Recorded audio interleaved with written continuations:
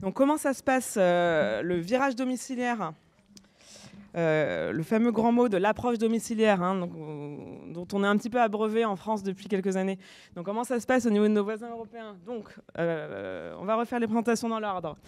Emma Hemmingson, vous travaillez chez Business Sweden, donc représentante de la Suède. Business Sweden, si j'ai bien compris, c'est l'antenne commerciale de l'ambassade de Suède en France. Tout à fait. Vous allez peut-être nous expliquer un peu l'antenne commerciale. Barbara Darrois, donc toujours professeure de sociologie à l'Université de Venise, ça n'a pas changé. Et je vais essayer, monsieur, de ne pas écorcher votre nom. Donc vous êtes Ignacio Fernandez Cid Plagnol. Buenos días. Merci. Parce que voilà, vous ne parlez pas français, donc Annabelle va se charger de faire la traduction depuis l'espagnol. Donc, encouragements pour Annabelle aussi. Et donc, vous êtes président de la Fédération des entreprises de la dépendance. J'ai traduit ça comme ça. Donc, les entreprises privées plutôt. Privées, d'accord. Donc l'idée, c'est de voir un petit peu comment cette approche domiciliaire au sens large, on essaiera de rentrer un petit peu dans le détail, se passe dans ces pays-là, pour à la fois voir un petit peu les différences et les points communs avec la France. Déjà pour que peut-être vous vous sentiez un peu moins seul dans vos difficultés, s'il y a les mêmes difficultés ailleurs, notamment je pense en termes de ressources humaines, et voir si, le cas échéant, quelques solutions, expérimentations innovantes ont pu être mises en place chez eux, dont on pourrait s'inspirer. Voilà. Donc c'est le cadre de cette table ronde. On peut peut-être essayer pour se faire un panorama et savoir de quoi on parle, de commencer par dépeindre un petit peu comment se passe l'accompagnement du grand âge dans ces trois pays. Donc il va falloir être concentré parce qu'à chaque fois il y aura les trois pays qui vont chacun donner leurs détails. Et puis on pourra un petit peu recentrer sur domicile un petit peu plus tard. Donc déjà, le paysage en termes de établissement, aide à domicile, comment c'est organisé, le public, privé, qui gère à peu près, voilà, pour qu'on ait une idée de comment ça se passe chez vous. Est-ce que les gens sont plutôt à domicile, plutôt en établissement, voilà. Et puis, donc parlez comme ça vient, on redemandera des détails au besoin ensuite. Vous pouvez commencer, Emma, pardon. Oui, bien sûr. Je me plante Donc, déjà. Juste, peut-être, je me présente dans un premier temps, parce que Business Sweden, peut-être que ça ne vous parle pas. Donc, c'est, comme on disait, c'est la section commerciale de l'ambassade de Suède. D'accord. Et nous avons pour mission de promouvoir les échanges commerciaux entre la France et la Suède. Et on fait aussi partie d'une grande partie de tout ce qui est l'activité de l'ambassade. Donc, du coup, moi, je travaille avec des questions de santé, sciences de la vie. Et je suis pas forcément un véritable expert comme vous autres, mais je suis ravie de pouvoir vous donner un peu, vous présenter brièvement l'accompagnement en Suède et aussi de vous dire que si je suis en contact régulier avec le réseau d'experts en Suède et je serais ravie de vous mettre en contact avec eux pour des discussions plus approfondies. Donc, il faut me considérer comme un facilitateur de réseau, pour accéder au réseau en Suède. Voilà. Bon, très bien, on essaiera de donner votre contact par la FNADEPAD, fera le relais. Qu'est-ce que vous pouvez nous dire alors de la situation des personnes âgées en Suède, là, en 2023 Oui. De manière globale. Oui, c'est un peu large. Il faut m'arrêter si ça va trop loin. Mais... Non, mais je recentrerai si jamais. Très bien. Donc, je ne sais pas si vous connaissez déjà, mais... donc en fait, en Suède, l'aide aux personnes âgées est sujet à une loi sur les services sociaux qui a un des objectifs de cette loi, c'est d'aider les personnes âgées à mener une vie en autonomie, à domicile, le plus longtemps possible. Ça nous dit quelque chose. Voilà, c'est peut-être pas unique, mais c'est vraiment aux sources de toutes les politiques en Suède.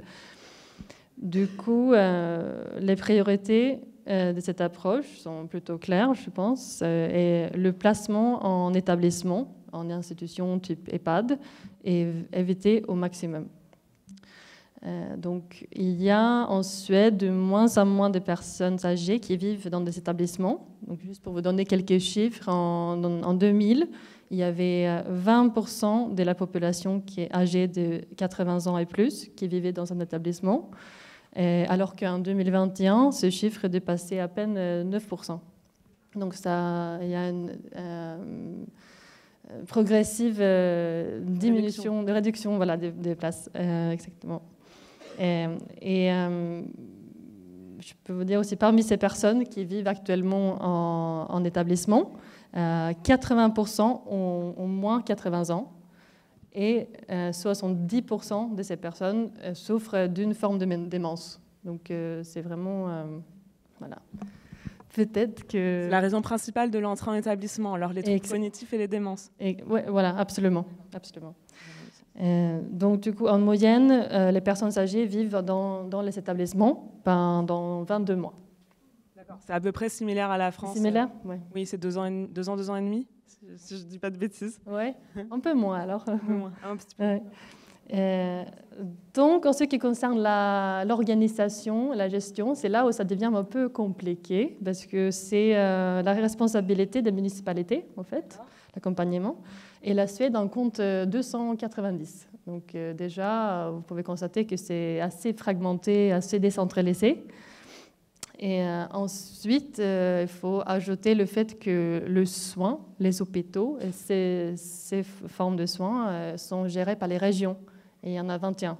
D'accord, donc ils sont un peu moins seuls en France, du coup, voilà. Sur la complexité et la coordination. C'est ça. Donc il y a effectivement une complexité de coordination, même si c'est un pays qui compte 10 millions de personnes. Hein, donc ça reste. C'est pas pour ça que ça reste facile à coordonner. Voilà. Voilà. Et il faut aussi ajouter que l'offre varie selon la municipalité où vous habitez. C'est-à-dire, ça varie de quelle façon?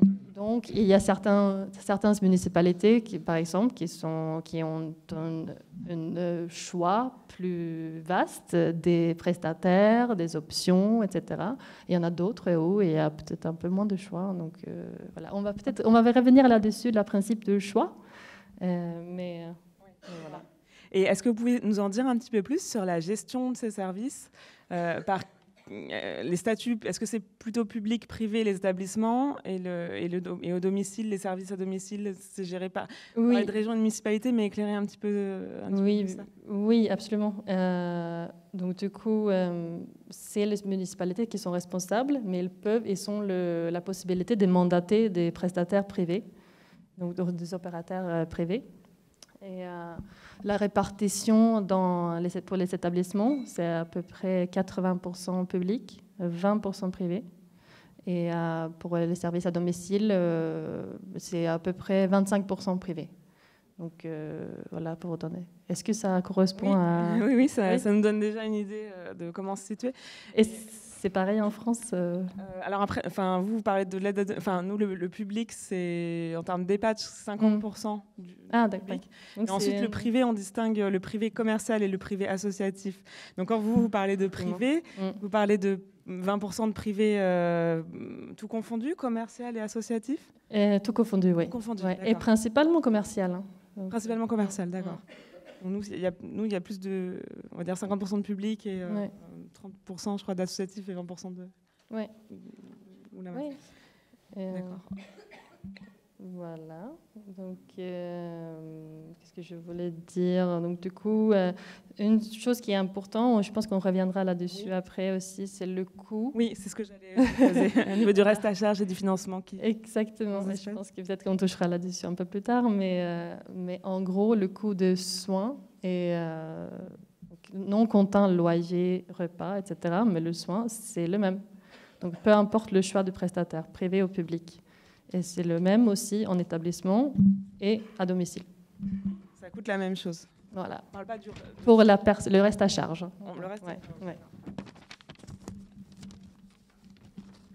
en termes, on peut quand même un petit peu creuser ce sujet parce qu'on a encore un petit peu de temps. En termes d'aide, les personnes, comment les gens financent ce reste à charge?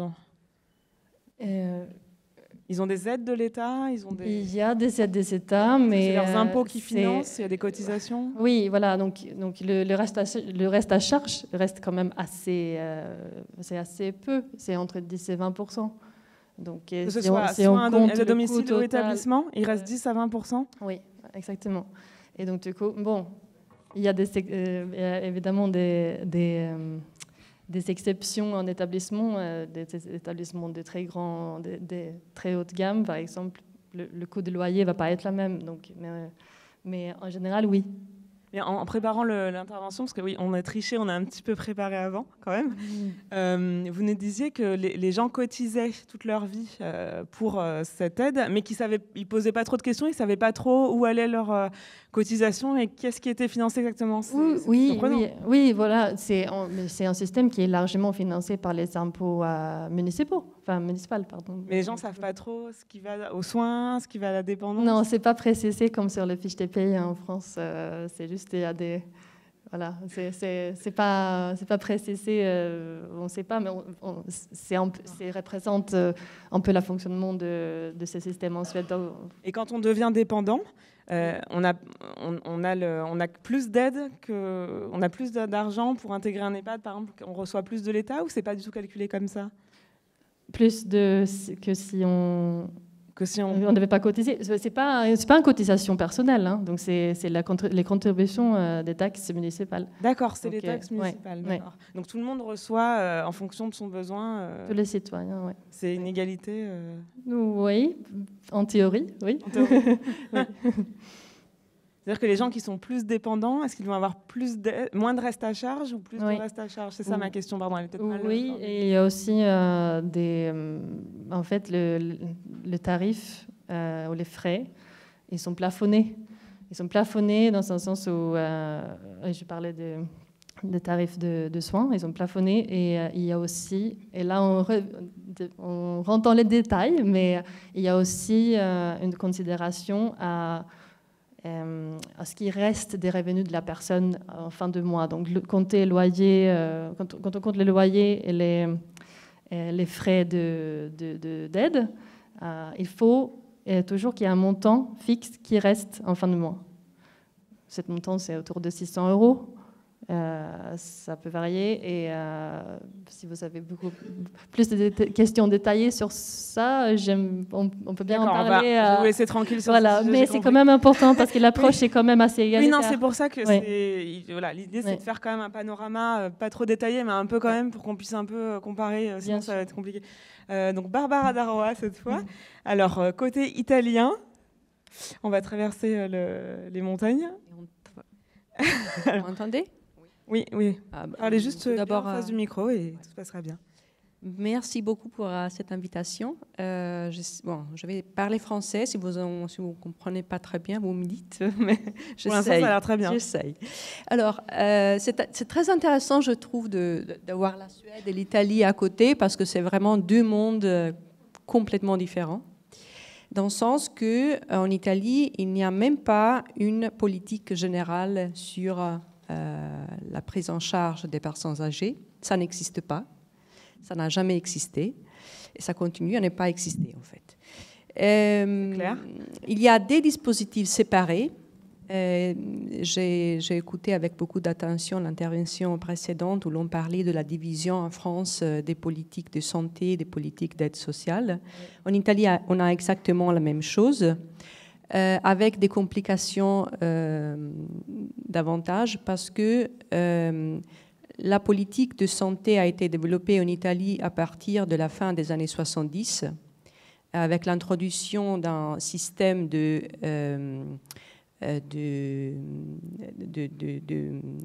santé qui est semblable à celui du Royaume-Uni. Donc, il n'est pas basé sur les mutuelles, mais c'est un système universel. Et de l'autre côté, le système d'aide sociale n'a pas eu de véritable développement. Donc, en Italie, c'est une division, mais très déséquilibrée. Il n'y a pas d'équilibre entre les deux parties. Et la deuxième complication, c'est qu'il n'y a pas que deux côtés du système, non-système de prise en charge, mais il y en a un troisième. Et celui-là est l'existence d'une allocation nationale qui est un peu comparable comme genre à une allocation pour la dépendance, une allocation pour la tierce personne. C'est ça en France? C'était ça avant, non? Une allocation, c'est une compensation, disons, pour les personnes très dépendantes, vous voyez ce que je veux dire. Tant mieux. Pour les personnes très dépendantes, non seulement âgées, mais les personnes de n'importe quel âge, qui est le seul droit, disons, dans le système. Donc, il y a ce droit. Et le problème de ce droit est que ce droit est basé sur des critères très vagues. Donc, on n'a pas en Italie, comme par exemple en France avec l'APA, des critères d'évaluation, une échelle, etc. C'est soit oui, soit non, soit on rentre, soit on ne rentre pas. Et la définition sur la base de laquelle les commissions socio-médicales font l'évaluation est une définition très vague. Donc, il faut être très dépendant, c'est tout. Et cela donne d'énormes problèmes parce qu'on voit par exemple des différences géographiques énormes, on voit des interprétations très différentes, on voit des inégalités très claires. À combien se monte cette allocation ? Alors, cette allocation monte à peu près à 500 € par mois et elle n'est pas liée au revenu de la personne. Donc, c'est 500 € par mois pour tout le monde. C'est universel. Et la particularité, c'est que cette allocation peut être utilisée pour n'importe quelle dépense. On n'a pas l'obligation de démontrer qu'on utilise cette obligation pour acheter des services. Et ce côté-là a été déterminant, et ça c'est ce que je voulais ajouter, a été déterminant au début des années 2000 pour l'introduction d'une nouvelle forme de prise en charge des personnes âgées complètement non coordonnée, non prévue, non programmée par l'État et par les régions, qui est la prise en charge par des femmes immigrées qui habitent avec les personnes âgées et qui en prennent soin. Donc, il s'agit d'une prise en charge complètement hors de n'importe quelle règle. Oui, informelle. N'importe quelle. Il n'y a pas de réglementation. Et on estime qu'en ce moment, il y a à peu près. C'est une estime. Hein, on estime qu'il y a en ce moment à peu près 1 million de femmes qui font ce travail à domicile avec des personnes âgées. Alors que les personnes âgées qui reçoivent l'allocation nationale sont à peu près 10% de la population 65+, 10-12%. Donc, il y a 13 millions de personnes de 65 ans plus en Italie. Donc, vous calculez à peu près 10-12%. Et les places en résidence de différentes formes et sortes de résidences ne sont que, pour les personnes âgées, ne sont que à peu près 250 000. 250 000 places. En établissement. Oui. Donc, vous voyez l'écart entre les deux. Et l'aide à domicile est organisée, comme je disais avant, de manière très différente, donc du côté santé et du côté aide sociale. Côté santé, on a à peu près 400 000 personnes par an, personnes âgées par an, qui reçoivent une forme d'aide à domicile de type santé, 400 000, mais il ne s'agit en moyenne que de 18 heures par an. Donc, il s'agit, vous voyez, il s'agit d'une aide à domicile qui est à peu près ce qui arrive après, par exemple, une hospitalisation. Donc, on rentre à la maison et pendant un mois, on a accès à quelques heures. Donc, et l'aide à domicile sociale est même plus faible. Donc, vous voyez, il n'y a pas, en fait, un système de prise en charge à domicile. Ça n'existe pas. Ce sont les familles immigrées qui font et les organisations qui ont aidé à former, à donner forme à ce nouveau système, qui ont établi un système de prise en charge complètement informel. Et quand je dis informel, je veux dire que sur 1 million de femmes immigrées qui font, on pense, ce travail, il n'y en a que 400 000 qui ont un contrat de travail.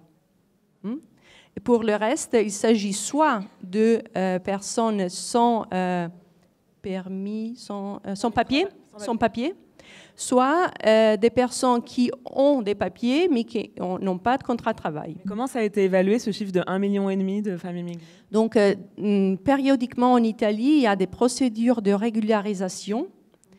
Donc, si on n'a pas de papier, on peut demander d'obtenir un permis de résidence si on a un travail. Et donc, c'est là que les gens déclarent à un certain moment ce qu'ils font et pourquoi, etc., depuis combien de temps. Donc, on a eu plusieurs procédures comme celle-là pendant les années. Donc, tout ça a commencé au début des années 2000 à peu près. Donc, ça fait plus de 20 ans qu'on a ce système. Et de temps en temps, on arrive à voir quel est le nombre, non pas le nombre complet, mais à peu près. Et même là, j'imagine que vous avez les mêmes problématiques de démographie, du vieillissement qu'en France.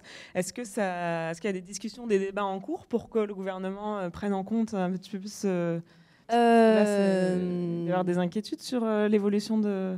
Alors, nous, en France, on se plaint beaucoup, mais quand on voit cet exemple, on ne va plus rien. Ouais. On va plus rien faire. C'est très frappant qu'il n'y ait presque pas de débat, en fait. Il n'y a presque pas de débat. Bien sûr, on fait référence très souvent dans les documents politiques, etc., au problème du vieillissement, etc. Mais il n'y a pas un véritable débat. Dans le document, je reviendrai là-dessus peut-être après, mais l'an dernier, le gouvernement a présenté un plan de résilience dans le cadre des plans européens, de plans nationaux en rapport avec l'Union européenne, après le Covid, etc. Là-dedans, il y a une référence au vieillissement et à la nécessité de faire face aux problèmes de la prise en charge. Et ce qu'on nomme dans le document, ce n'est que le fait que les personnes âgées doivent rester le plus long possible à domicile. Mais ils le sont déjà. On ne fait pas mention du phénomène des femmes immigrées qui prennent soin des personnes âgées au domicile. Ça, c'est un déni. C'est un déni complet. Et on ne parle pas des résidences. Alors que le fait... moi, je trouve ça, c'est un problème de la diffusion des discours politiques. Dans le sens que l'idée de la déinstitutionnalisation, donc la nécessité de se prendre soin des personnes âgées, de faire ainsi que les personnes âgées soient à domicile le plus long possible, cette idée est une idée qui est venue des pays du Nord, en fait. C'est une idée qui est venue des pays comme les Pays-Bas, où il y avait, dans les années 90, 12-13% des personnes âgées 65+, dans des institutions. Ou la Suède, c'était pas 12%, mais c'était un peu moins, pas beaucoup moins. En Italie, ça a toujours été pas plus de 2%. Mais cette idée, il faut déinstitutionnaliser, il faut que les personnes âgées soient à domicile, il faut l'autonomie, etc., etc. Cette idée a été assumée de manière complètement acritique. Et une des conséquences négatives, c'est le fait que les résidences qui ne sont pas suffisantes, en fait, en Italie, ont été complètement délégitimées. Donc, on ne parle plus des résidences, on ne parle plus des problèmes que les résidences ont en termes de structure, en termes de personnel, en termes de financement, en termes d'investissement, etc. On ne parle que du domicile alors que le domicile, en fait, n'existe pas. Disons qu'il est investi, mais par l'aide des femmes immigrées. Oui. S'il n'y avait pas de femmes immigrées, ce serait très compliqué pour l'aide aux personnes âgées, si on suit ce que vous dites. Très bien. On va peut-être passer du coup à l'Espagne. Donc de votre côté, vous pouvez nous dresser un petit peu un paysage, sachant qu'en Espagne, vous nous aviez expliqué qu'il y a eu deux lois coup sur coup dans les années 2000. Donc voir un petit peu où vous en êtes. Bonjour. Merci beaucoup pour l'invitation au symposium. Excusez-moi parce que je ne parle français, je ne sais pas français. C'est déjà très bien. Así que voy a faire la traduction, donc merci pour votre indulgence. Así que voy a necesitar la ayuda de Anabel. Il a besoin de mon aide. Para explicar un poquitín cómo está la situación en España. Pour expliquer évidemment la situation en Espagne. Como siempre, nosotros llegamos siempre un poco tarde. Y la ley de dependencia se aprobó en diciembre del 2006. En 2016, il y a une loi sur la dépendance. En décembre 2016, ils ont mis un petit peu de temps à la mettre en œuvre. E incluso actualmente, 16 años después, siguen conviviendo dos sistemas. Et donc aujourd'hui, il y a deux systèmes qui coexistent. El social, el de servicios sociales, que viene sobre todo por los ayuntamientos. Le service, tout ce qui est service social qui relève des mairies. Y el de la ley de dependencia, que viene por las comunidades autónomas y por el Estado central. Et ce qui relève de la dépendance, donc, qui est géré par les communautés autonomes, donc les régions, et puis par l'État central. El español tiene el derecho subjetivo y universal. Il y a un droit subjectif et universel pour les Espagnols. Para recibir pues los beneficios de esta ley. Et qui peuvent donc recevoir les bénéfices de cette loi. Donc, Pero tiene copago, que es una característica muy distinta a lo que sería educación, sanidad o pensiones. Copago, tienes que pagar una parte. Ils doivent payer une partie, évidemment, contrairement à tout ce qui relève de l'éducation notamment. Claramente con una financiación insuficiente desde que nació, pero sigue todavía siendo muy insuficiente. C'est pas forcément suffisant, mais en tout cas, l'État fait ce qu'il peut. De tal forma que el Estado central pone el 19% del total del presupuesto y las comunidades autónomas, junto con ese copago, el 81% restante. Donc l'État finance 19% du système d'accompagnement des personnes âgées et les 81% restants, c'est financé par les communautés autonomes, donc les régions. Y sobre el total del Producto Interior Bruto español, la inversión en dependencia está rondando el 0,9% del Producto Interior Bruto. Donc les dépenses qui sont liées au vieillissement représentent 0,9% du PIB, donc du produit intérieur brut du pays. Aquí en Francia me imagino que estaréis en torno al 2,5%. En France, il suppose qu'on est entre 2 et 2,5%, et je crois que c'est ça aussi. Y la ley de dependencia, a diferencia de lo que nos ha explicado Bárbara en Italia, es una ley de prestaciones o de servicios. Contrairement à l'Italie, on est sur une loi de prestations ou de services. Y actualmente da cobertura a aproximadamente 1.600.000 personas dependientes. Et donc, elle permet d'accompagner 1,6 million de personnes âgées en moyenne. Pero como siempre, pues nuestro país es distinto y es muy complejo, con 17 comunidades autónomas. Que c'est très compliqué parce que dans leur pays, ils ont 17 communautés autonomes et donc avec des systèmes différents et donc des politiques différentes. Y con sus competencias en este tema de dependencia totalmente transferidas. Et donc elles ont les compétences qui ont été totalement transférées. Con lo que esto significa que tenemos 17 modelos distintos. Avec 17 modèles donc différents. Muy difíciles para los dependientes, para las familias y para las empresas también que tienen rango nacional. Donc c'est très difficile évidemment pour les résidents, pour les familles et puis pour les entreprises qui, elles, ont des fonctionnements nationaux. Y por supuesto supone una oferta desigual a lo largo de todo el país. Et pourtant on doit proposer une offre identique sur l'ensemble du pays.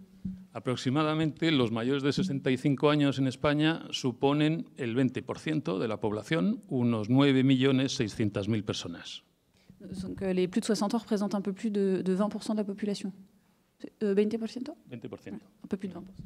Y aproximadamente plazas en residencia hay 400.000, plazas o personas, perdón, que se les ayuda en domicilio, unas 425.000.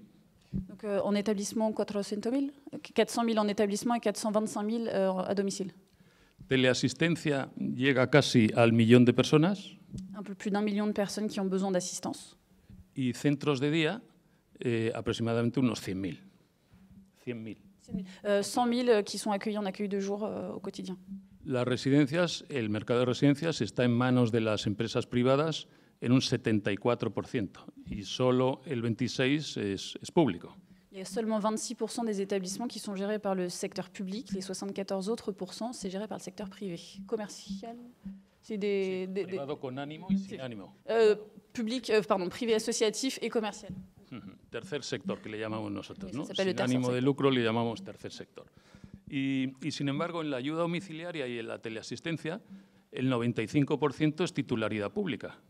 Et donc, il y a 95% de la téléassistance qui est gérée par le secteur public.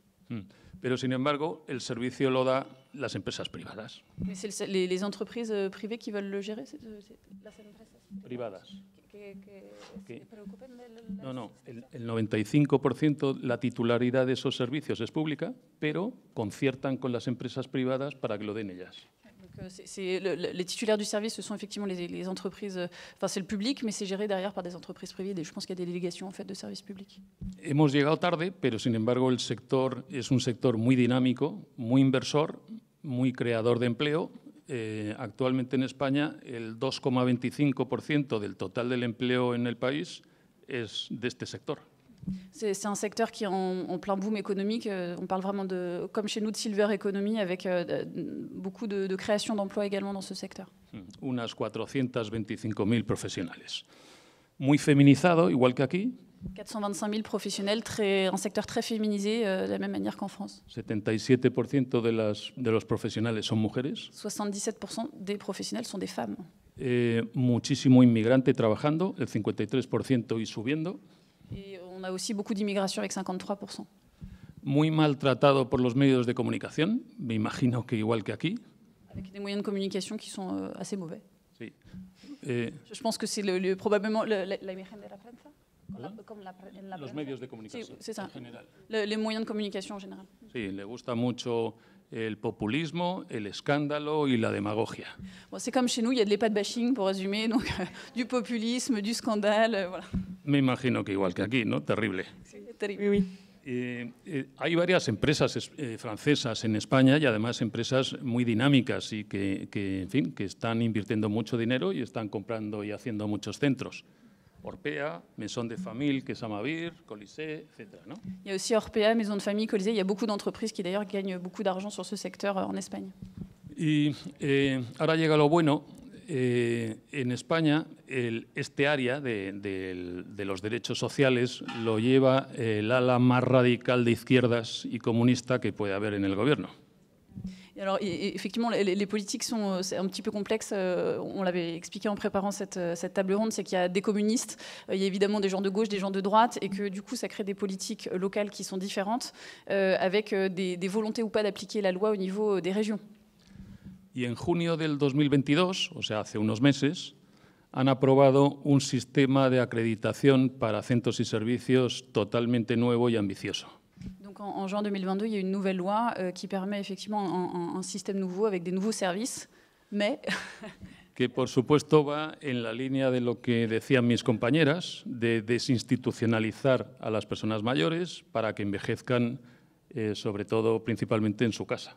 L'objectif, comme le disaient ces dames tout à l'heure, c'est de désinstitutionnaliser et de faire le plus possible de maintien à domicile. Objetivo con el que estamos totalmente de acuerdo. Et que tout le monde est d'accord évidemment avec cet objectif. Pero ya de hecho ya se está dando, porque a diferencia de Italia, en España el 4,2-4,3% de las personas mayores de 65 años viven en una plaza residencial. Así que el resto, los 95,8 o 95,7, ya viven en su casa. L'essentiel en Espagne des personnes vivent à domicile. On est sur 95 à 97% des personnes qui vivent à domicile et 2, 3, 4% qui vivent dans les établissements. Y además ese nuevo sistema de acreditación ha sido aprobado solo por 10 comunidades autónomas, dándole la categoría de comunidad autónoma a Ceuta y a Melilla. Pero 9 votaron en contra. Sur les 19 communautés autonomes, donc, cette loi a été seulement votée. Votaron. Il y a seulement 10 communautés autonomes, 10 régions sur les 19 qui ont voté pour cette nouvelle loi, ce qui évidemment crée des problèmes pour pouvoir l'appliquer. Pero casualmente, las 9 comunidades autónomas que han votado en contra representan al 71% de la población. Les 9 qui ont voté contre, le problème c'est qu'elles représentent 70% de la population. Et donc pour ces personnes-là, on ne peut pas appliquer la loi. On peut juste réexpliquer, si elles ont voté contre, c'est parce qu'elles ne veulent pas... Elles ne veulent pas payer les 80%. C'est ça, elles ne veulent pas payer les 81% qu'on évoquait tout à l'heure. Qui leur échoient, parce que l'État prend en charge 20% et les régions 80%. Et ce que nous expliquait Ignacio au moment où on préparait cette table ronde, c'est que dans les territoires notamment communistes ou plutôt de gauche, la loi a été plutôt votée, et donc c'est des territoires qui financent ce sujet-là. Ailleurs, ce n'est pas forcément le cas. Perfecto, perfecto. Y entonces, claro, ya tenemos el primer problema. Porque, claro, aquellas comunidades autónomas que han votado que no consideran que no están obligadas a seguir ese sistema de acreditación. Celles qui ont voté contre considèrent qu'elles n'ont pas besoin de suivre ce nouveau système d'accréditation. Y como cualquier sector privado, lo mínimo que necesitamos es una normativa clara, duradera y estable, que promocione y fomente las nuevas inversiones, justamente lo que no tenemos ahora mismo. Il dit qu'on a besoin d'un système stable, qui soit durable, clair pour tout le monde, et qu'aujourd'hui, ils ne peuvent pas en bénéficier, ce qui évidemment est très problématique. Por supuesto, nosotros votamos que no a ese sistema de acreditación, pero es que dense cuenta que no se hizo ni un solo número para ver la viabilidad económica de esos cambios o la sostenibilidad del sistema. Il y a évidemment derrière des enjeux de soutenabilité du système économique et de possibilité de maintien de l'accompagnement des personnes tel qu'il existe aujourd'hui. Y desde la patronal consideramos que nosotros debiéramos estar en una mesa de negociación para planificar y organizar el futuro que nos viene por delante. On considère en tant qu'organisation qu'ils doivent se mettre autour de la table ronde pour discuter et planifier le futur. Porque claro, vamos a llegar los baby boomers en unos pocos años. Les baby boomers vont bientôt arriver dans quelques années. Y, en fin, los nuevos centros no se construyen en unos meses. Et que les années à venir ne peuvent pas se construire en quelques mois. Y tenemos que planificar en base a la demanda que está insatisfecha, en dónde y con qué intensidad hay que hacer las cosas en los distintos territorios. Il y a évidemment une question de comment on va faire dans les différents territoires, avec quelle intensité. Es decir, como todos, un sector muy complejo y yo creo que a lo largo del debate pues irán surgiendo más cosas y estaré encantado de explicar más detalles. Muchas gracias. C'est évidemment quelque chose de très complexe et il est à disposition pour préciser un petit peu tout ça par la suite. Donc si on résume, en Espagne, ils ont une loi qu'ils ne peuvent pas appliquer. En France, on n'a pas de loi. Je ne sais pas qui est le plus mal loti au final. Mais bon, en tout cas, on va continuer. On va peut-être essayer de se focaliser un peu donc, sur le maintien à domicile, enfin le virage domiciliaire. Donc en fait, il y a deux sens à ce terme-là. C'est-à-dire qu'il y a l'approche domiciliaire, donc avec l'aide à domicile, et l'approche domiciliaire en EHPAD.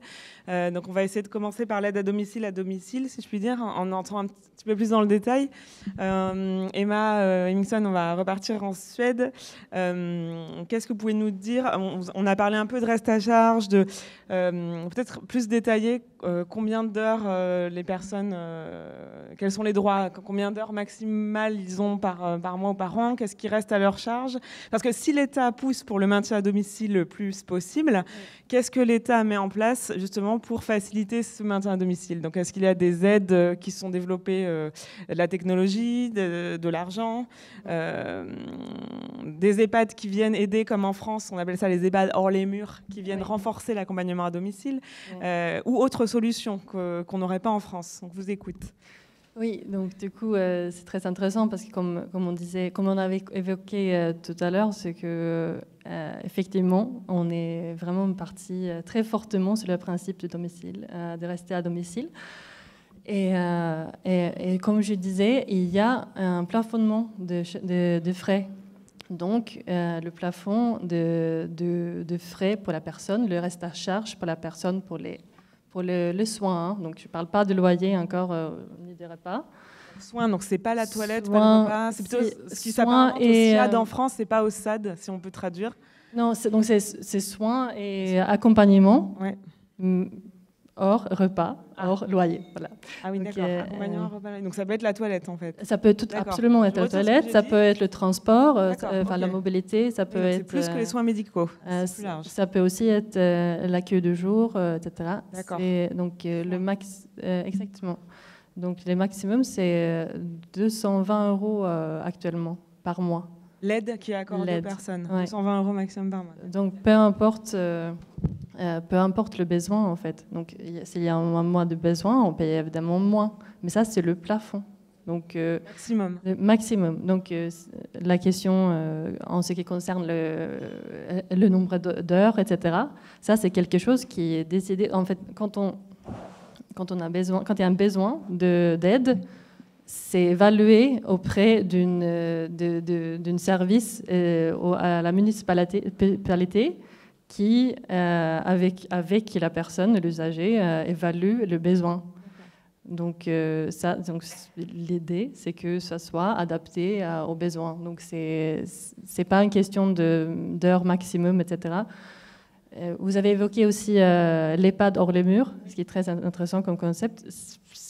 Ça n'existe pas vraiment en Suède, le concept en elle-même, mais cela dit, donc si on peut quand même rester à domicile, même quand on est gravement malade, quand on a des handicaps multiples, parce qu'il y a une possibilité d'avoir de l'aide 24 heures sur 24 chez soi.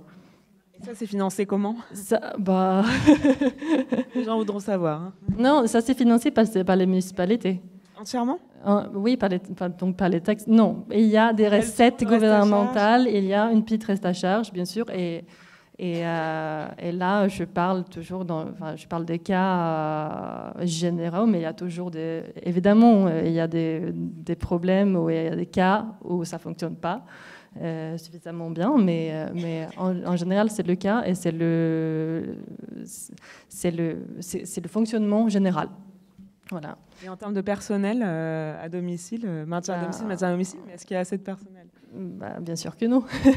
Et il y aura encore très peu dans le futur. Donc, on estime que d'ici 2030, 2031, il manque 110 000 personnes dans ce secteur. C'est dû à un besoin qui augmente, bien sûr, mais c'est aussi dû au fait qu'il y a les personnes qui travaillent dans ce secteur, elles partent aussi à la retraite. Et il n'y a pas assez de gens pour les remplacer. Donc ça, c'est évidemment un problème. Donc il y a des politiques, mises en... comment dire ? Mises en place ? Mises en place, merci, pour... valoriser de plus en plus ces professions pour améliorer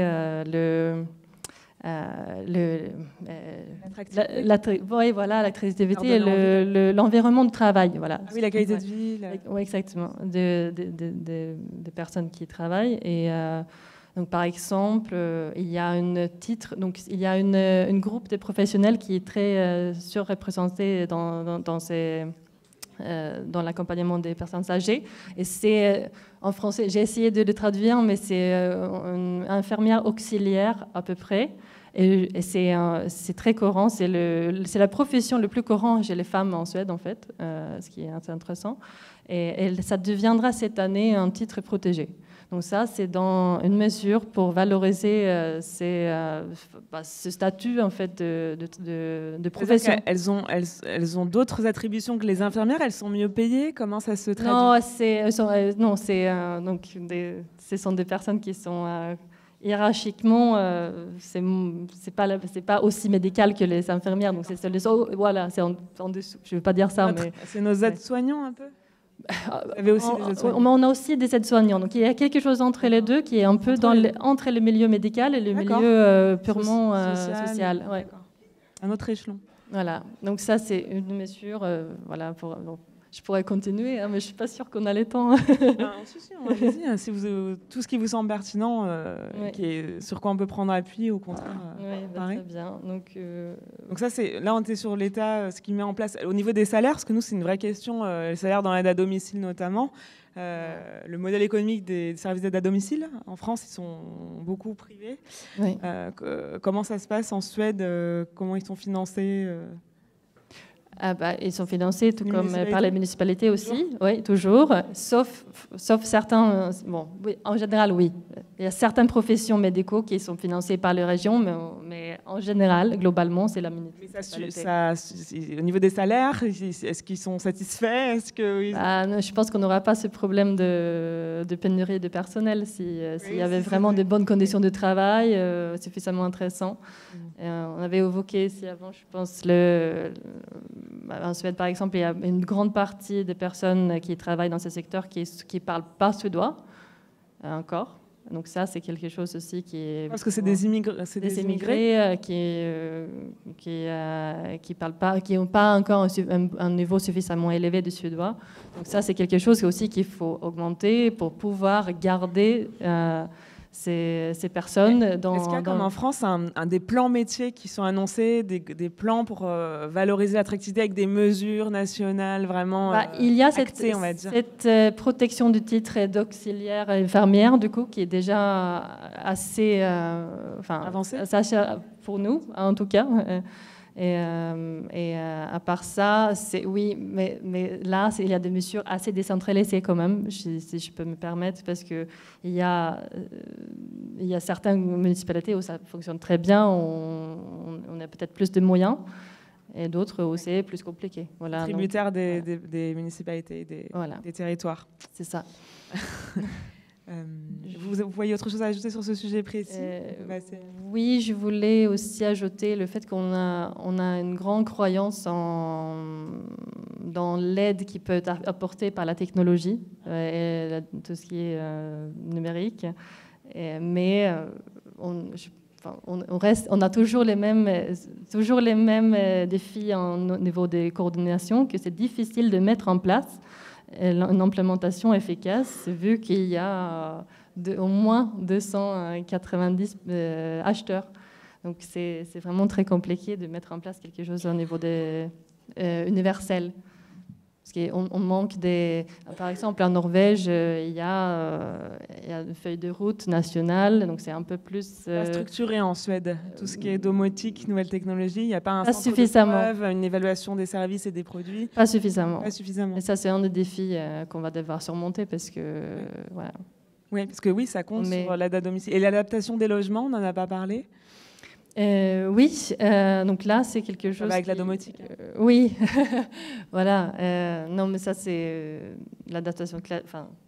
En France, il y a la Ma Prime Adapt, qui vient de sortir du chapeau du gouvernement. Enfin, du chapeau, pardon, c'est un peu orienté, de ma façon. Mais en tout cas, il y a des primes qui sont envisagées pour l'adaptation de domicile.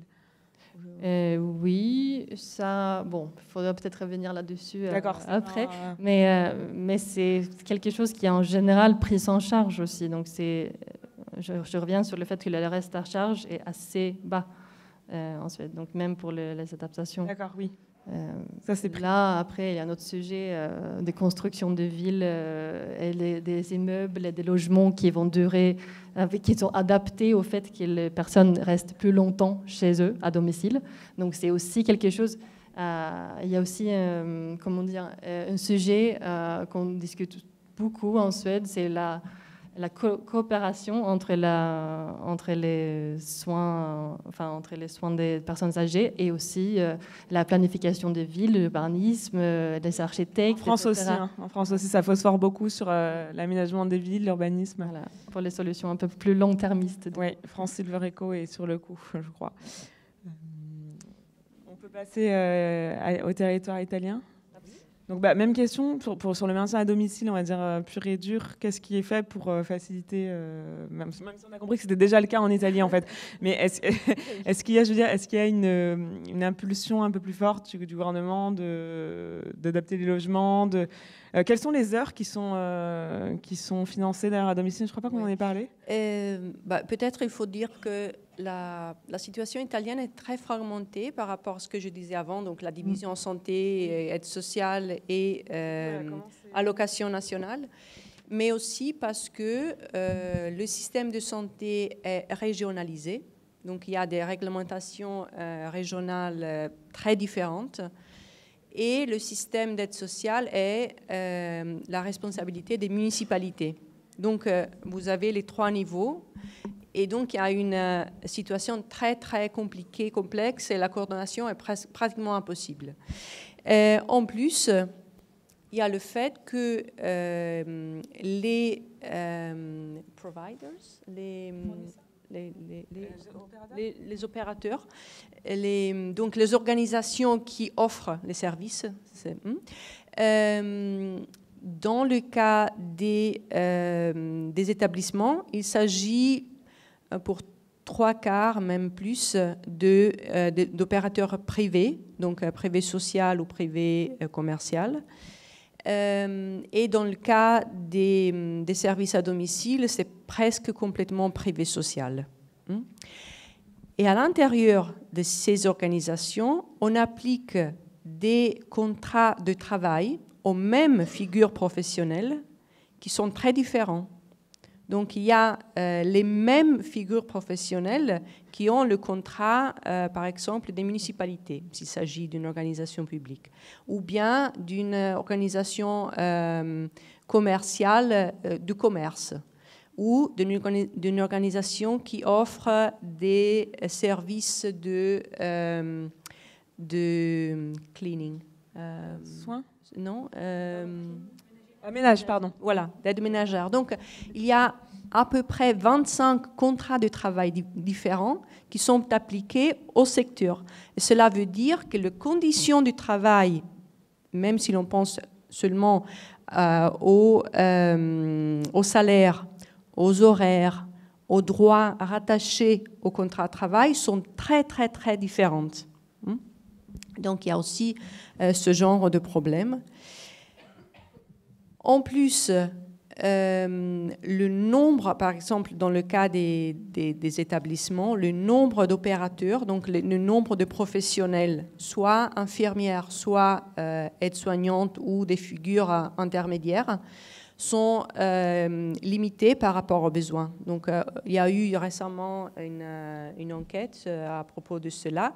On a vu qu'en moyenne, donc en moyenne, l'Italie est aussi très longue. Donc il y a le nord, le sud, les villes, la campagne, ça change beaucoup, mais en moyenne, il y a une figure professionnelle, donc aide-soignant ou infirmière ou ce qu'il y a en milieu, pour 2 personnes.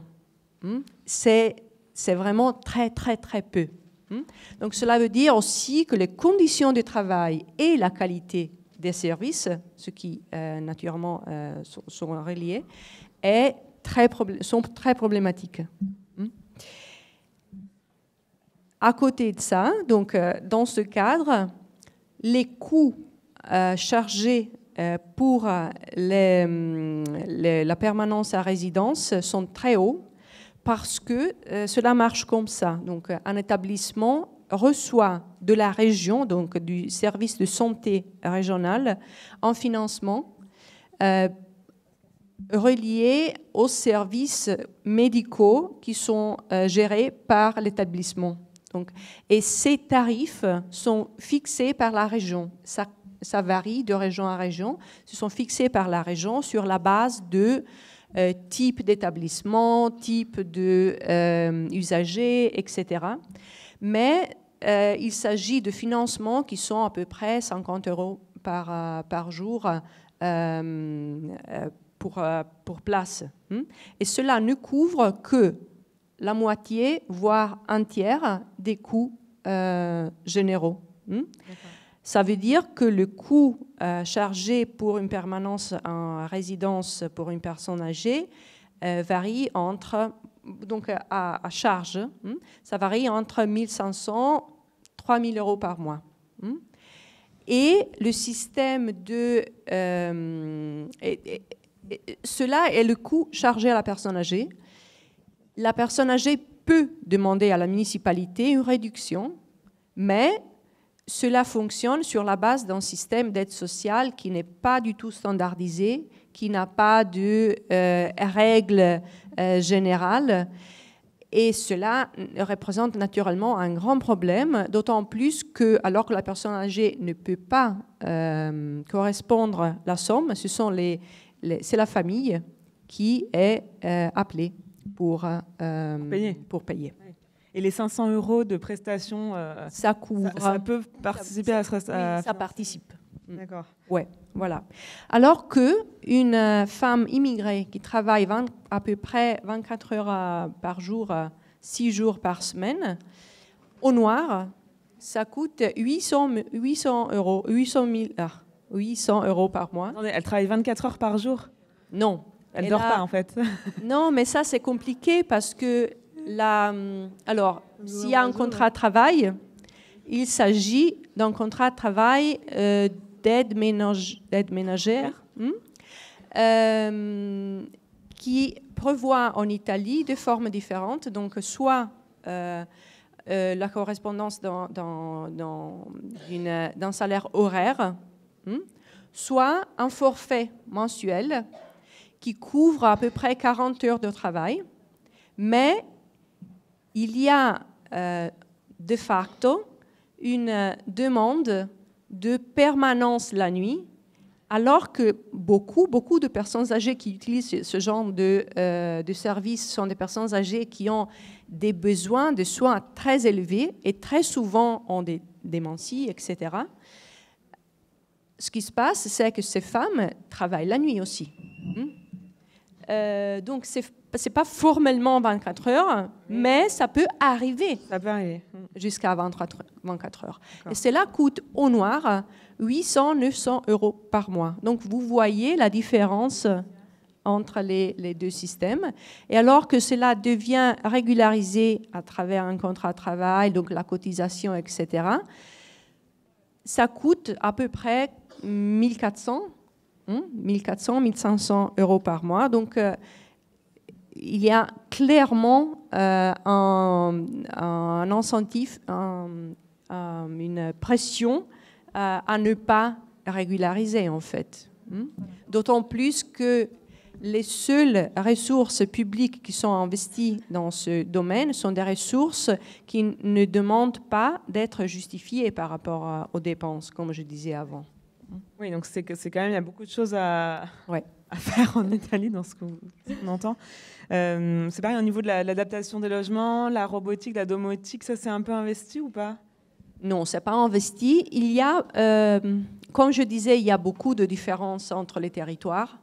Donc, il y a des territoires où il y a plus d'innovation, plus de sensibilité, plus d'investissement.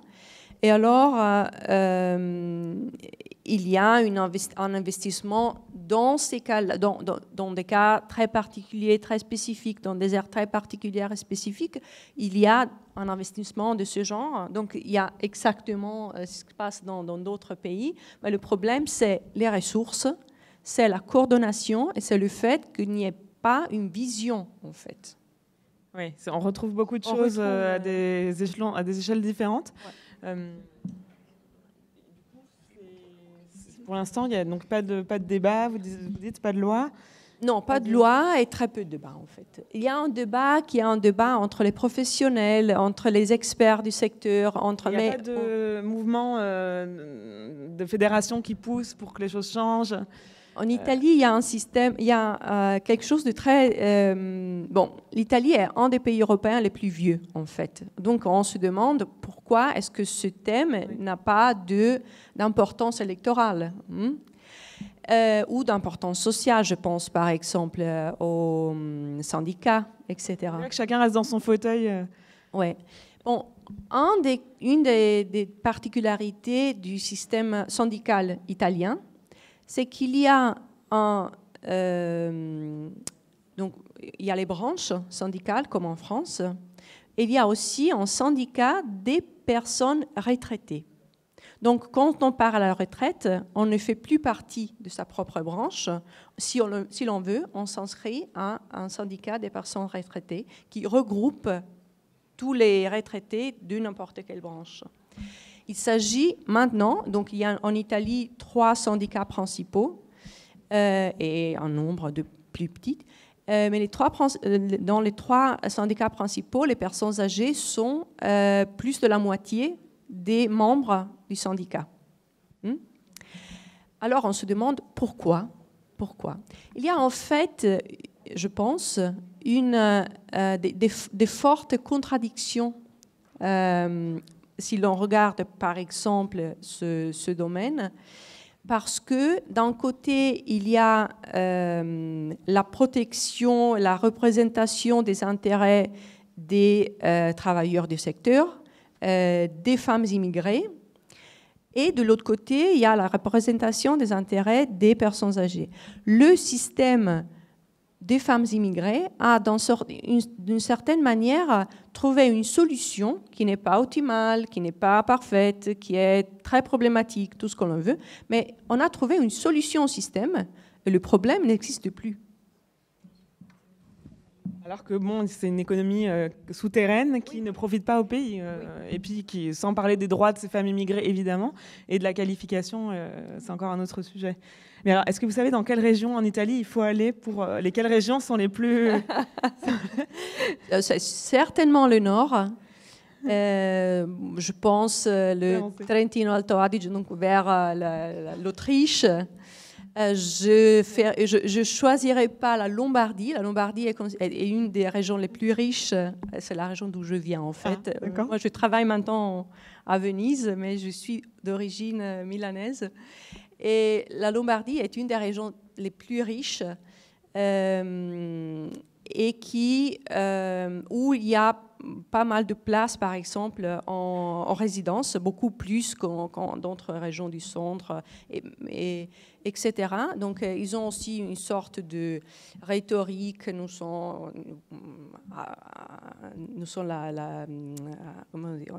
les meilleurs, etc.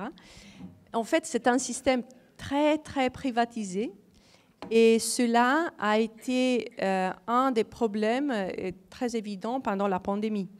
Parce qu'il n'y a pas de coordination publique et la manière dans laquelle on fait ainsi qu'il y ait un certain niveau de qualité dans les services est d'une manière qui ne marche pas en fait.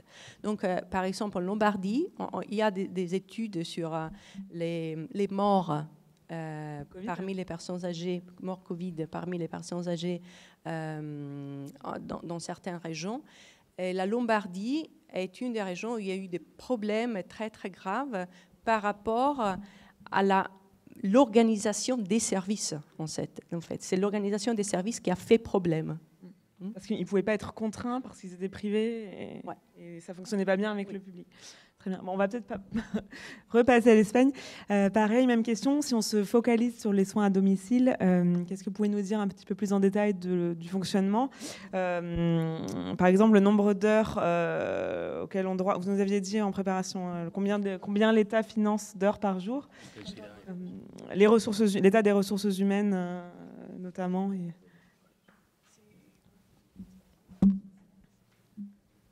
Est-ce que fait l'État pour aider au maintien pour renforcer ce maintien à domicile qu'il appelle de ses voeux finalement?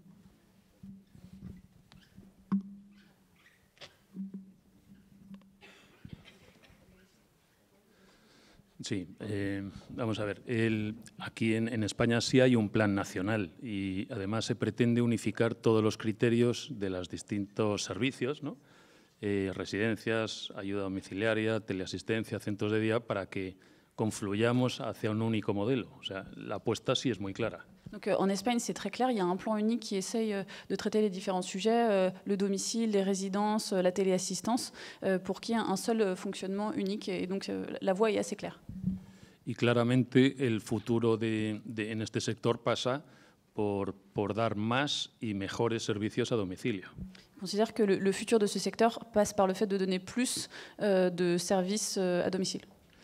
Claro que también tenemos, evidentemente, economía sumergida y competencia desleal, pero me parece que no es un problema tan importante como el que pasa en Italia. Évidemment, il y a de la main-d'œuvre immigrée illégale, mais il considère que ce n'est pas un problème aussi important qu'en Italie. Vamos, básicamente porque en España le damos permiso a todos, a todo el mundo que viene. Il donne des Permiso de trabajo y de residencia. Il donne des permis de travail, comment on appelle ça, des autorisations de travail et des autorisations de séjour à tous ceux qui veulent venir travailler dans ce secteur. Entonces, el problema estriba en que toda la ayuda domiciliaria y teleasistencia pasa por conciertos con las administraciones públicas, con las comunidades autónomas. Et tout le système passe par l'administration publique et donc par les communautés autonomes, les régions. Y a pesar de que a los empresarios y a las empresas, y por supuesto a los profesionales que trabajan en ellas, nos gustaría invertir en tecnología en domicilio e instalar, por ejemplo, sensores de humedad y sensores de movimiento, pero el problema es que el sistema es malo, es perverso, porque al final puntúa el que menos precio ofrece. Oui, donc le système pardon, j'essaie de ne pas oublier d'idée. Le système permet aux entreprises du secteur de pouvoir investir, et il explique que les entreprises aiment investir dans le secteur de la silver economy en Espagne, mais que le système est mal fait parce qu'en fait, c'est celui qui paye le moins qui finalement bénéficie du service. Así que pues no se da demasiada inversión en tecnología en los domicilios, porque igual en 2 o 3 años te has quedado sin el concurso que ganaste para poder gestionar ese servicio. Vamos a ver, los concursos son 3 o 4 años y se vuelve a licitar. En fait, il y a 3 o 4 années de moyens en fait, et d'avance. Con lo que entonces el dinero que al final sale, el precio hora, es muy bajo y no te permite invertir en tecnología. Les prix sont trop faibles pour pouvoir investir dans la technologie, et qu'on a vraiment des délais qui sont très courts en fait, de survie du secteur. A pesar de que esa tecnología, gracias a Dios, ya existe. Et heureusement, cette technologie existe. Y después, por otro lado, en cuanto a residencias, lo que están intentando es que vayamos, por supuesto, al concepto de atención centrada en la persona. Les établissements se centrent en fait sur la notion réfléchissent en fait à se centrer sur l'approche personnelle, sur l'approche personnalisée. En fait, ils essayent de faire comme chez nous en France. Distribuido en unidades de convivencia de máximo 15 personas. Donc c'est des unités en général qui font pas plus que 15 personnes dans les EHPAD. Lo que encarece muchísimo el servicio. Et ce qui permet effectivement d'avoir le plus de services possible. Ils essayent d'optimiser comme chez nous les ressources dont ils bénéficient. Con lo que de salir adelante esa reforma tan ambiciosa que decía antes en las residencias, tendremos que pasar de 2.000 euros de media a 3.000.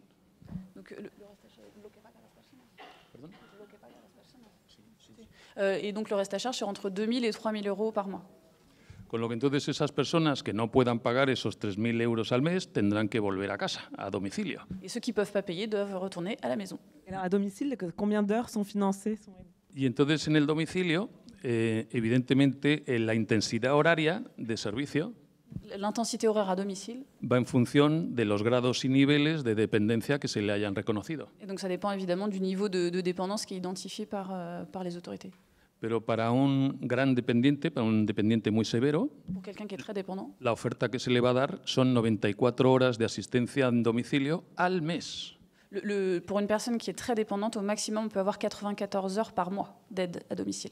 Y claro, para un gran dependiente con deterioro cognitivo, pues eso es insuficiente, es muy insuficiente. Et évidemment, quand on est très dépendant, et notamment quand on a des problèmes cognitifs, c'est très insuffisant.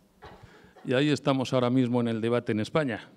Así que, en fin, tenemos todavía mucho que debatir y mucho que avanzar.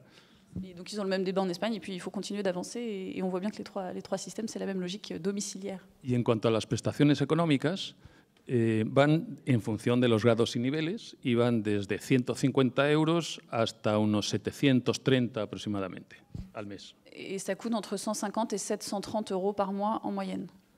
Y existen unas figuras que es prestación económica en el entorno familiar, y entonces el que lo cobra es un familiar.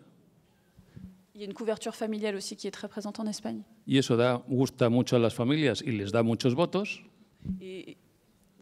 Votos políticos, claro. Donc, évidemment, il y a un poids politique qui est important et qui se ressent dans les votes au moment des élections. Y la patronal lo que está intentando es apostar por la prestación vinculada al servicio, pero al servicio profesional. Es decir, el dependiente o su familia pueden decidir qué centro o qué servicio quieren ir, lo eligen y pagan una parte del coste con ese cheque residencia.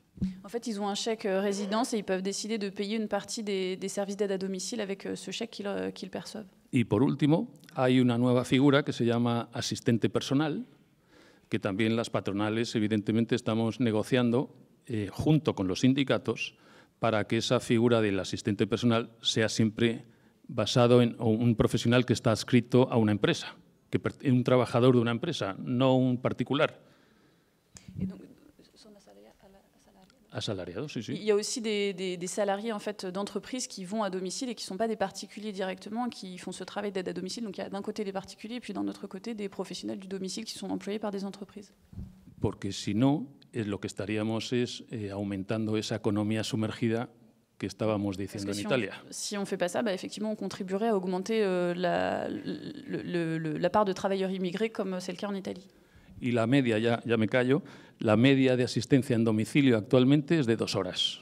Et la moyenne actuellement au domicile, c'est 2 heures par jour. 2 horas nada más, al día. Al día, 2 heures par jour. En moyenne, c'est 2 heures par jour en ce moment en Espagne. C'est 18-20 euros, entre 18 et 20 euros de l'heure, vous nous aviez dit, c'est ça? Del precio de la residencia. El precio... Claro, es que esto depende, sí, de 18 a 20 euros la hora. 20 euros de l'heure. Pero vamos, te puedes encontrar ayuntamientos que lo sacan a 13 o 14. Il y a des mairies qui permettent de réduire le prix à 13 ou 14 euros. Y que nos obliga a la patronal a denunciar ese ayuntamiento o a la comunidad autónoma.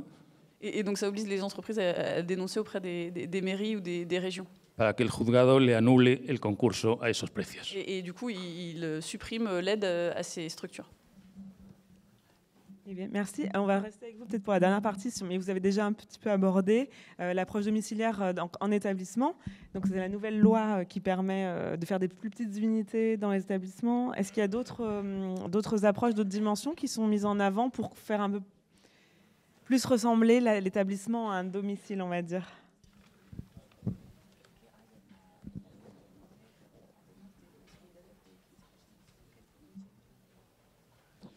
Bueno, la ley contiene un montón de cosas porque lo que trata es de regular todos los servicios. Entonces, lo que quiere meter, por ejemplo, es, en cuanto al empleo, unos ratios de personal muy grandes. Donc la loi contient plein de choses différentes et, par exemple, entre autres, des ratios de personnel. Unas condiciones económicas, además, laborales, que tanto sindicatos como patronales nos hemos negado, porque eso es nuestro ámbito de negociación, no público, no el Estado. Il y a aussi évidemment des sujets sur les conditions de travail qui sont évoqués dans cette loi-là, qui correspondent assez bien et aux syndicats et au gouvernement. También certificaciones de calidad. Des certificats de qualité. Claro, para ver los resultados, no solo los procesos. Et donc, los resultados son conocidos de las familias. Eso es lo que se pretende, que sean públicos. Les résultats sont publics et donc permettent d'être connus des familles notamment. Y que las actas de inspección, por ejemplo, de los servicios y los centros también sean públicas. Et il y a des résultats d'inspection aussi qui sont publics. Y que se aumente la dotación de inspectores en los centros y en los servicios, porque como somos presuntamente culpables de todo, pues hay que poner muchos inspectores. Donc il dit qu'ils ont augmenté, on se croirait en France, ils disent qu'ils ont augmenté le nombre d'inspecteurs parce qu'ils sont présumés coupables de tout et donc il faut beaucoup d'inspecteurs. Cuando en realidad nuestro mejor inspector es el dependiente y la familia. Ils considèrent que le meilleur inspecteur, c'est évidemment la personne dépendante et sa famille. Y cuando las cosas no se hacen bien, ellos son los primeros que lo denuncian. Et quand ça se passe pas bien, c'est évidemment eux les premiers qui dénoncent ces faits. No sé si te he contestado. Et sur l'approche domiciliaire en EHPAD, parce que là on est parti sur les contrôles, mais sur l'approche vraiment domiciliaire, personnalisée, qu'est-ce qu'on a mis en place en établissement? Sí, nos gustaría que desde las residencias pudiésemos dar servicios a domicilio, como si fuésemos residencias de barrio, ¿no? Que pudiésemos dar alimentación a los vecinos, que le pudiésemos dar lavandería, que le pudiésemos atender para la podología, para la rehabilitación. Ils aimeraient bien faire en fait de l'EHPAD vers l'extérieur, comme on fait chez nous, hein, avec la possibilité de donner des soins, d'apporter effectivement les repas, notamment de faire d'amener aussi des soins de podologie, par exemple. Pero la verdad es que es muy difícil porque, entre otras cosas, a las residencias, por esa política de desinstitucionalización y también por esa política que hay de oferta de nuevos servicios a domicilio, Ils considèrent que c'est très difficile parce qu'il y a déjà une politique pour offrir de nouveaux services à domicile. cada vez a la residencia llegan más mayores y más asistidos, más dependientes. Et donc c'est comme en France, on a de plus en plus de personnes âgées et en perte d'autonomie dans les EHPAD en Espagne. Y a las personas que viven en el entorno no les gusta nada ir a las residencias. Et évidemment, les familles, comme en France, ont dans la même problématique, se sentent assez coupables et ont du mal d'imaginer de mettre leurs proches dans un EHPAD. Porque igual no quieren ver el nivel de dependencia al que podrían llegar ellos, pues igual al día siguiente, si han tenido una embolia, por ejemplo, esa misma noche, o una trombosis. C'est difficile de voir évidemment les proches qui se dégradent et parfois qui font un AVC ou une thrombose, parfois dans la nuit, et donc effectivement avec la perte d'autonomie qui évolue d'un jour à l'autre. Así que, si acaso, tendría más sentido la oferta de esos servicios, pero en domicilio, no en residencia. Sí, sí, sí, sí. Donc il y a quand même des EHPAD qui amènent du service à domicile, mais il y a une bien meilleure image de ces structures quand elles vont au domicile, parce que le domicile bénéficie d'une meilleure image finalement que les EHPAD. Bueno, no, es miedo a esa dependencia que igual... C'est le fait d'être dépendant qui fait peur. Au-delà de la question des EHPAD, c'est vraiment la dépendance qui inquiète la population. Que en ese momento no tienen, pero que igual la van a tener mañana. Aujourd'hui, ils ne l'ont pas, mais peut-être que demain, ils en auront, et c'est ça qui les inquiète. Merci. En Suède, alors, par rapport à l'approche domiciliaire en établissement, est-ce que vous avez des exemples ça peut aller des horaires de petit déjeuner qui sont libres. Là, je parle de la France, hein, des personnels qui ne mettent plus de blouse. Ces petites unités, voilà, comment en Suède, est-ce qu'il y a des choses comme ça ou d'autres? Oui, donc déjà dans un premier temps, comme je disais, les séjours en EHPAD, ça diminue. Donc là, actuellement, en Suède, il y a à peu près 80-85 000 personnes qui sont en EHPAD, en équivalent. Sur une population de combien? Sur une population de 10 millions. D'accord. Et il y a à peu près 250-260 000 personnes qui reçoivent de l'aide à domicile. Donc, juste pour vous donner un peu, pour montrer un peu comment fonctionne la répartition. Cela dit, donc du coup, depuis les années 92, il y avait donc une réforme en Suède qui séparait les EHPAD de soins des hôpitaux normaux. Je ne sais pas si c'était un peu pareil dans le reste du monde, mais en gros, depuis cette séparation des régions, donc il n'y avait plus les régions qui gèrent les hôpitaux, qui gèrent, donc il n'y avait plus excusez-moi, pas grave, reprenons. Les régions qui avaient une approche plus hospitalière, donc c'était à peu près la même chose, l'hôpital et le soin aux personnes âgées. Depuis les années 92 pour être exact, et ça a commencé à être géré par les municipalités. Et c'est là on est parti, on a quitté l'approche hospitalière. Médicale pure pour les EHPAD. Oui, exactement. Donc depuis, il y a... En France, c'est l'inverse, les EHPAD se sont médicalisés. Oui, ils sont médicalisés, mais ils ne sont pas l'air, voilà, au moins en tout cas. Mais donc du coup, donc, il n'y a plus les créneaux d'horaire prédéfinis pour la douche, pour le repas, etc. D'accord, donc ce que vous essayez de dire, si je comprends bien, c'est qu'il n'y a pas forcément cette approche domiciliaire prégnante pour les EHPAD, parce que c'est déjà un peu le cas, enfin, c'est déjà moins lié au secteur hospitalier depuis les années 90. Voilà, les établissements sont très différents quand même des Nous, en France, on a encore des modèles d'EHPAD hospitaliers. C'est pour ça qu'en France, la question se pose. Oui. Si on peut recontextualiser. Là, je parle encore de cas général, hein, donc il y a toujours des exceptions, mais en gros, dans les établissements, les personnes louent leur propre studio, leur propre appartement. Donc, En gros, ça signifie qu'on peut le décorer comme on veut, comme on souhaite, on peut le meubler si on souhaite. Et donc, on a sa propre salle de bain, on dispose souvent d'une petite cuisine, même si c'est courant de prendre le repas ensemble quand même. Donc, du coup... c'est déjà assez domiciliaire dans les... Oui, voilà. Exactement. Dans l'esprit. Exactement. Donc, comme cela veut dire qu'on est chez soi, il n'y a non plus des créneaux d'horaire pour les visites, par exemple. Or, bien évidemment, situation pandémique, parce que là, ça a beaucoup changé et c'est toujours un peu compliqué en ce moment. Mais il n'y a pas d'heure de visite parce qu'on considère que la personne est chez elle. Voilà. Il y a aussi un principe qui laisse les couples vivre ensemble. Je ne sais pas si vous avez la même chose. Ouais. Ça peut arriver, mais c'est encore compliqué, je crois, les couples ensemble en EHPAD. Enfin, dans la même chambre, en tout cas. Oui, dans le même appartement. Donc, oui, appartement. En EHPAD, c'est pas des appartements. Oui. Donc, ça reste... Mais donc, du coup, c'est le cas général. Et c'est aussi pour dire que les EHPAD, c'est vraiment de moins en moins courant en Suède. Donc... Après, on peut parler de domiciliaires qui commencent à de domiciles qui commencent à se médicaliser avec 20 personnes par jour qui vont et viennent chez la personne. Donc ça, une vingtaine de personnes par jour. Ça peut arriver, oui. Donc ça, personnes qu'on n'a peut-être jamais vues, etc. Donc c'est pas pour vous dire que le cas de Suède, c'est magnifique, il n'y a plus d'EHPAD, on est toujours chez nous, mais ça reste quand même un challenge à organiser. Voilà. D'accord. Bon. Et en Italie, je crois que vous disiez que l'approche domiciliaire en établissement, c'était... Non, ça n'existe pas.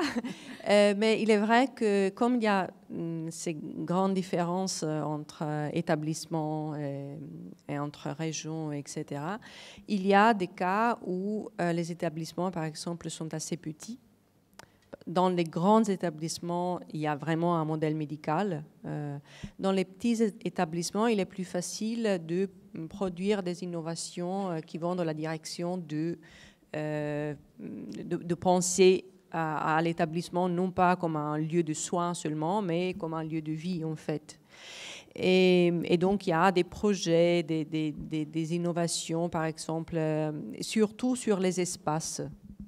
Donc, on crée des petits coins où les personnes peuvent avoir une conversation avec des proches qui arrivent les voir, non pas seulement dans leur chambre, mais aussi à l'extérieur. On a des coins cuisine ou café. On a le mobilier, l'aménagement des salles, même des salles communes comme la salle à manger par exemple, est aménagée de manière plus domestique, disons, plus familiale.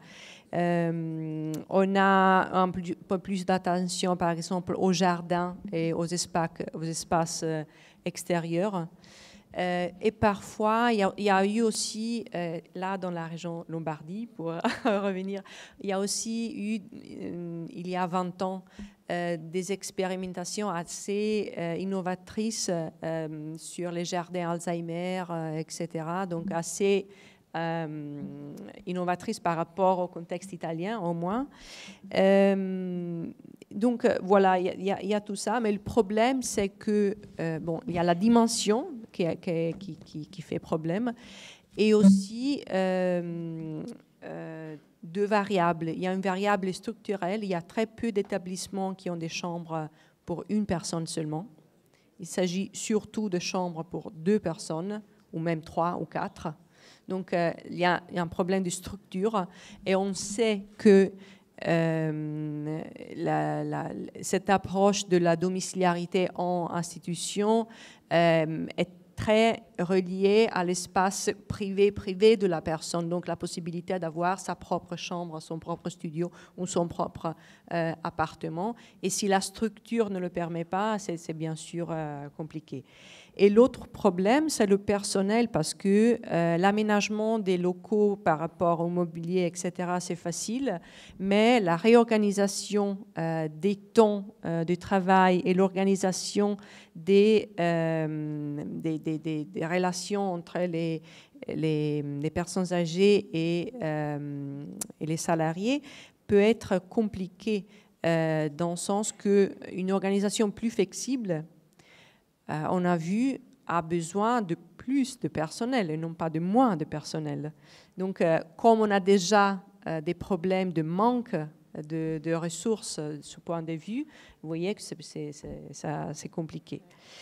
La dernière chose que je voulais rajouter par rapport aux femmes immigrées qui travaillent à domicile, c'est que une des tentatives que certaines régions ont fait et certaines municipalités ont fait, ça a été d'intégrer la figure de ces soignantes à domicile avec les services publics.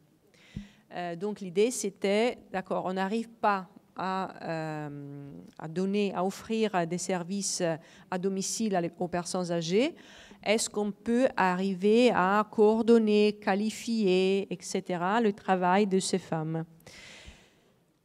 On a, par exemple, introduit des cours de formation. On a introduit des listes d'enregistrement. De cette manière, les familles savaient que telle ou telle personne avait suivi un cours ou était qualifiée pour faire le travail, etc.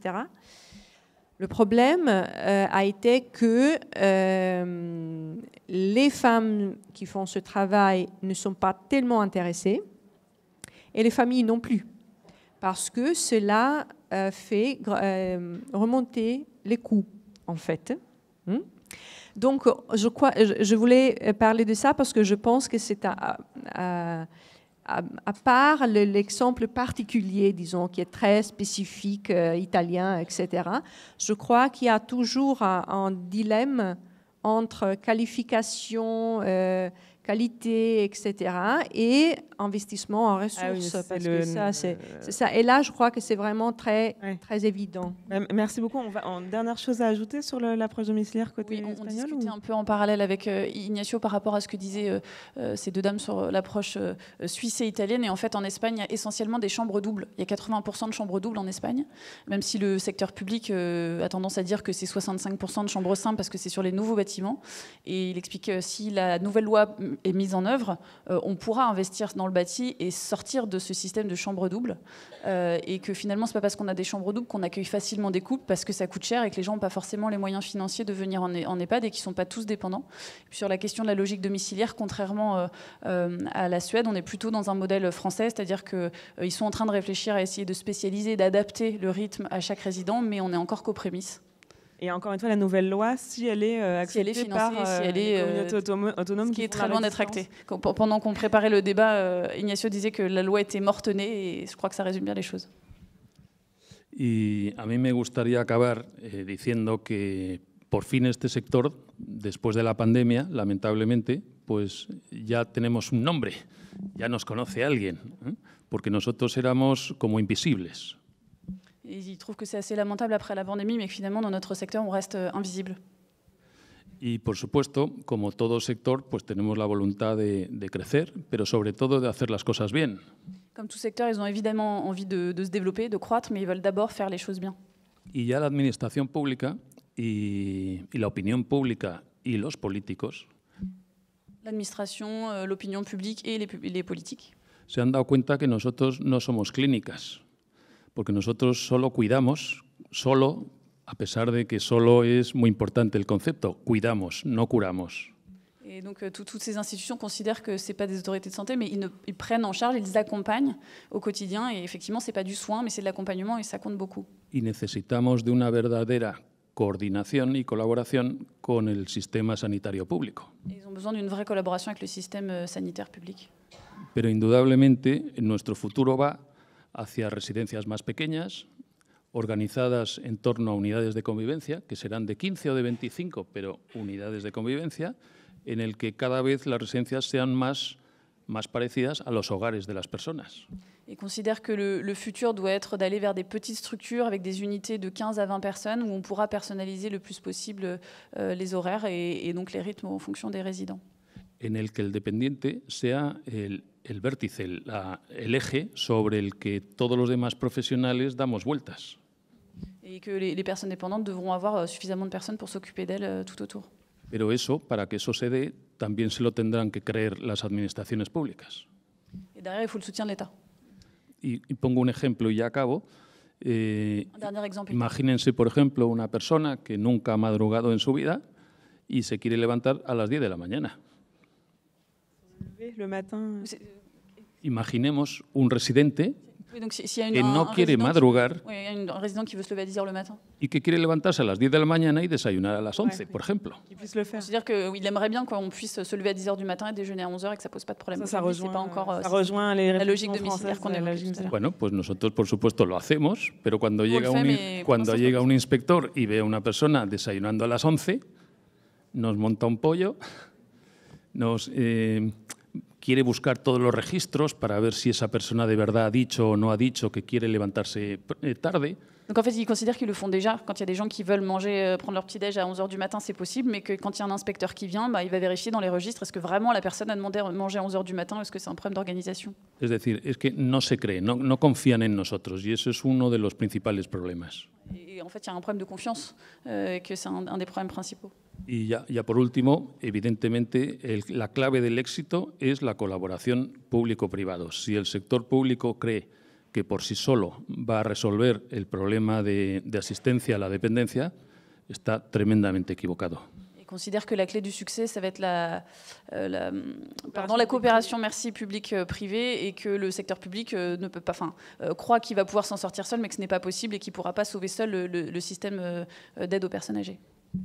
Merci beaucoup. On pourrait passer encore des heures à discuter de tout ça. Je ne sais pas si ça vous a inspiré des questions ou rassuré par rapport à ce qui se passe en France ou démoralisé, mais en tout cas, si vous avez des questions, il y a un tout petit peu de temps et je m'adresse aussi à ceux qui sont connectés à distance, qui peuvent aussi poser leurs questions par écrit. Je les reçois en direct. Donc, si vous avez revenir sur des points de détail, ou pas. Yo pregunto, si me dejas, ¿yo puedo preguntar? Si vous avez une question vous-même. Sí, a mí me gustaría preguntar, por ejemplo, ¿qué tipo de IVA tenemos en los distintos países? Por ejemplo, en Francia, ¿qué porcentaje de IVA se le mete a una plaza residencial? De IVA, de VAT. Ah, de taxes. De taxes. Combien vous êtes taxé? C'est une bonne question. Je ne sais pas répondre. Por ejemplo, en España, una plaza concertada tiene un 4% de VAT. Una plaza concertada con la administración. Oui, en fait, il y a 4% de taxes, si je comprends bien, sur chaque place qui est financée par l'État, en fait. VAT. De TVA. Ah oui, il y a 4% de TVA, d'accord. Y sin embargo, si es privada, pagan 10. Et quand ils sont, donc le public paye 4% de TVA et le privé paye 10% de TVA. Que es claramente incomprensible, porque al mismo servicio no se pueden aplicar dos tipos de impuestos distintos, ¿no? Ils considèrent que c'est pas juste parce que d'avoir un système qui applique deux types d'impôts différents. Y esto, lo que hemos intentado nosotros en el Parlamento español, no lo hemos conseguido, que se homologuen los dos tipos de impuestos, ¿no? Así que me temo que esta batalla la vamos a tener que ganar en Bruselas. Comme ils n'ont pas gagné au Parlement en Espagne, ils vont tenter de la gagner à Bruxelles. Je rappelle que Ignacio travaille pour les entreprises de la dépendance et que c'est important. Y en la medida en que nos juntemos más países, pues será más fácil presionar y que lo consigamos. Il y aura de pays, plus ce sera facile de peser. Mais le reste d'Espagnols sont revenus. Enfin. En tout cas, c'est une bonne conclusion, non? D'être à plusieurs, on est plus fort. C'est un peu la palissade de la fin de congrès. On va laisser la scène pour la conclusion. Merci. Merci à tous.